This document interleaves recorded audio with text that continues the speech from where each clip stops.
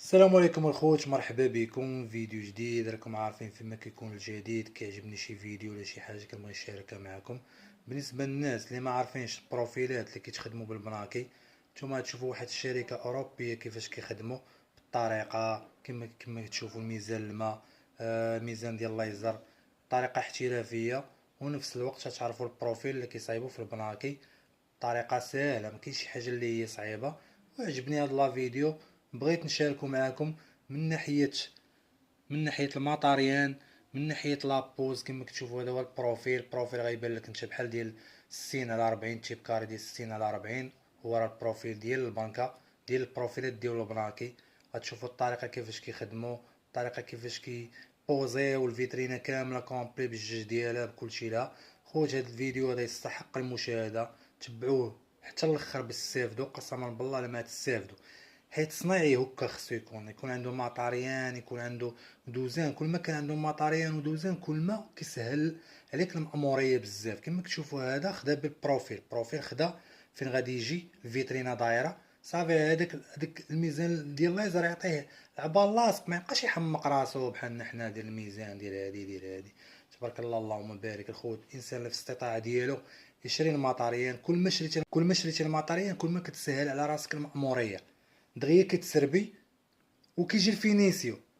اما لا ما ديتيش معاك غير ميزان الماء وشي نهار كانت عندك شي عوجيه تحمق راسك. راه من هنا كيبان الصنايعي بالدوزان ديالو.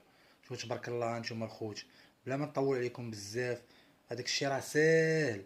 كاين واحد لي زيكيرد كيديروهم بحال الطي، كيشدوا بهم البروفيل من التحت، يديروا بلاصه القسمه ديال الباب، غيديروا واحد بحال حرف اي هي بروج كتشد ليهم المونطا اللي غيجي فيها الباب. ونفس الوقت واحد المونطا غادي يديروا فيها واحد الخشبه. غتتبعوا الفيديو باش كيجي واحد هذاك الشيء صحيح. كما كتشوفوا كيديروا واحد طيات حرف الطي. تبعوا الفيديو واخا نهضر معكم دابا، انا بغيتش نطول عليكم بزاف بالهضره. نتوما غتشوفوا الفيديو وديك الساعه غتقولوا لي الراي ديالكم في الكومونتيرات كيفاش جاتكم هاد الخدمه هادي.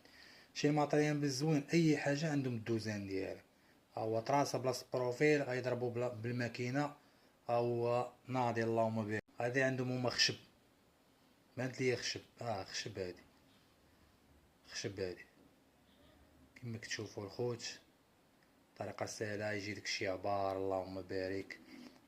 خوت نزرب لكم الفيديو شويه حيت هو طويل، فيه تقريبا شي 19 دقيقه. خصني نزربو شويه باش تستافدوا.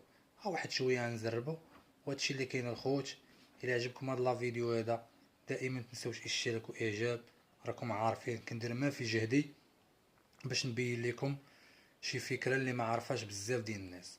بالنسبه لهاد البروفيلات هادو الخوت، راه كيديروهم في البناكي في لاجونس، تاخد عليها فكره راه ساهله وما كاينش شي حاجه سبحان الله صعيبه. على يكون عندك العقل وكتفكر مزيان، والله اي حاجه تصايبها.